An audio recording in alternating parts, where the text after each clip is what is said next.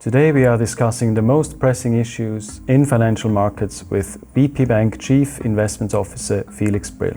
Demand exceeds supply for many materials like timber, metals, semiconductors. Is this always the case in economic recoveries or very specific to this time of Corona? It's actually specific this time around. It's actually quite extraordinary. We see in many sectors that there's a lot of pent-up demand and that companies having difficulties to meet that demand, basically.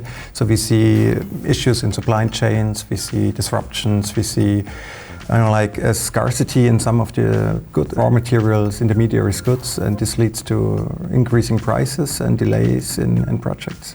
What will happen to the economic recovery due to this issue? We think it's not a showstopper for the recovery, quite the opposite. The good thing is that there is demand, and at some point supply will also meet that demand, and the outlook for the recovery is actually quite good. We see a lot of demand, especially in the manufacturing industry. Order books are full. We see consumers are willing to spend, and now we have even high chances that in Europe the economy is going to reopen because the third wave of Corona is broken. If the economy grows so rapidly in the US, also here in Europe, what does that mean for central bank policy? The central banks will face quite some difficult questions with regard to their extraordinary measures, especially now in the beginning with regard to their bond purchases, so especially the US central bank, the Fed, will have that discussion.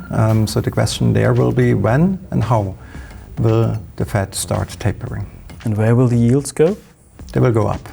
We can be as certain as we can be, basically, with regard to interest rates, but the cocktail of factors is very strong. We see the recovery taking place, gaining momentum, gaining strength. We see inflation picking up, and we see on top now that discussion surrounding the tapering.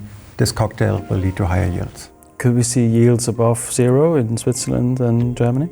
I think so, yes. Now, talking about equities, last time around we said already equities have had a good run. This hasn't stopped really. Is it time now to take chips off the table? No, we don't think so. We don't think it's over yet. Especially in relation to government bonds, equities are still more interesting. Of course, there's still elevated risks for setbacks. We've seen that the last couple of days where the discussion regarding, like rising prices for materials, inflation discussion led to some setbacks, especially in regard to tech companies that are quite interest rate sensitive. But we think that it's only a short-term challenge. In the long term, equities are still very attractive. Thank you very much, Felix. That was all for today. Thank you very much, and we'll see you in 1 month's time.